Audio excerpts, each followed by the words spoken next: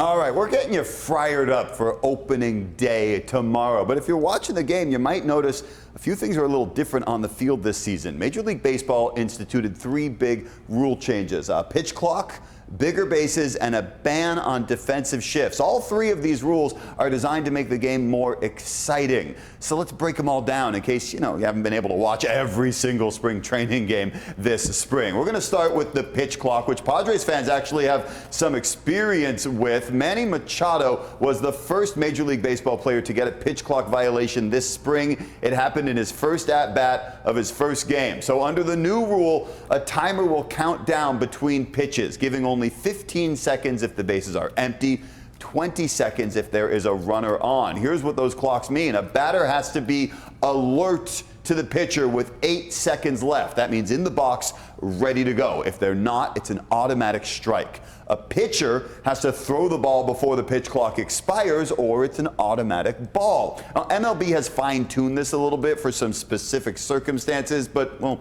those are the basics. Players seem to be getting used to this. Pitch clock violations have dropped from just over 2 per game when spring training started to just about 1 per game last week. And it is making games shorter. In 2022, the average spring training game lasted 3 hours and 1 minute. This year, spring training games are averaging 2:36. So it's faster, it's speedier. And speed is also going to play a factor on the base pass, because look at this.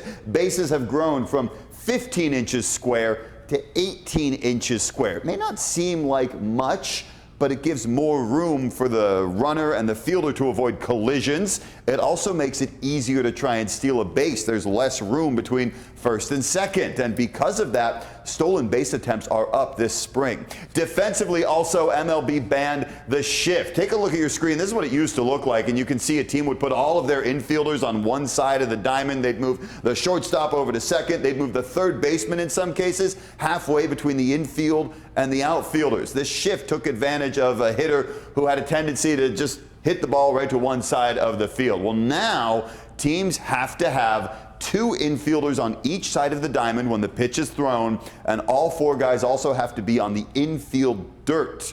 Outfielders can still move around if you want to try a shift there, but they've got to stay in the outfield. And if the defense isn't lined up in the proper spot like this, it's an automatic ball. So the players have had a few weeks to get used to all of this. It's a lot for fans, though, to get used to if you're seeing it for the first time tomorrow. But now you've got at least an idea of what's going on, Virginia. Yeah, I can't wait to see how this plays out during the season. You've got commercials and the fans now in mass as opposed to spring training, and whether some people might think it's too fast. There's some people who do say that baseball was unique because it's the only game without any kind of clock, and this is taking some of the nuance out of it. There's also been a lot of people who say they love that games are only taking about 2.5 hours right now. Well, there is that. Yeah. All right. Thank you so much, Jared. Yep.